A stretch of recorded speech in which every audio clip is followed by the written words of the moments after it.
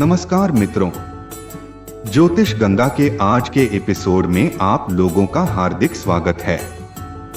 एक ब्राह्मण का भरा पूरा परिवार था। उसकी बेटी थी जिसकी शादी को लेकर वो बहुत चिंतित रहता था।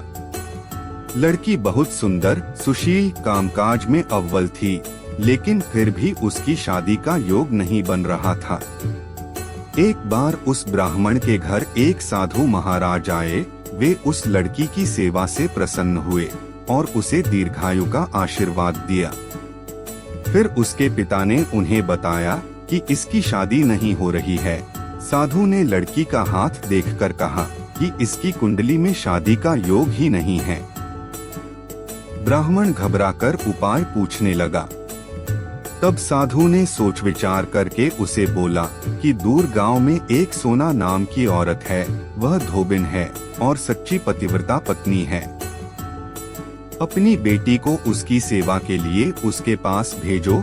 जब वो औरत अपनी मांग का सिंदूर इस पर लगाएगी तो तुम्हारी बेटी का जीवन भी संवर जाएगा। ब्राह्मण ने अगली ही सुबह उसे सोना धोबिन के यहाँ भेज दिया। धोबिन अपने बेटा बहू के साथ रहती थी। ब्राह्मण की बेटी सुबह जल्दी जाकर घर के सारे काम कर आती थी। 2 से 3 दिन ऐसा चलता रहा। धोबिन को लगा कि उसकी बहू इतनी जल्दी काम करके फिर सो जाती है। उसने उससे पूछा। तब बहू ने कहा कि मुझे लगा आप ये काम करते हो। धोबिन ने अगली सुबह उठकर छिपकर देखा कि ये कौन करता है। तब वहां ब्राह्मण की बेटी आई और फिर उसे धोबिन ने पकड़ लिया। धोबिन के पूछने पर उसने अपनी सारी व्यथा सुना दी। धोबिन भी खुश हो गई और उसे अपनी मांग का सिंदूर लगा दिया।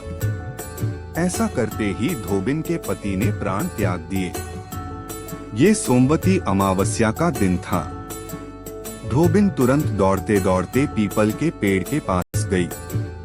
परिक्रमा करने के लिए उसके कोई सामान नहीं था, तो उसने ईंट के टुकड़ों से पीपल की 108 बार परिक्रमा की। ऐसा करते ही धोबिन के पति में जान आ गई।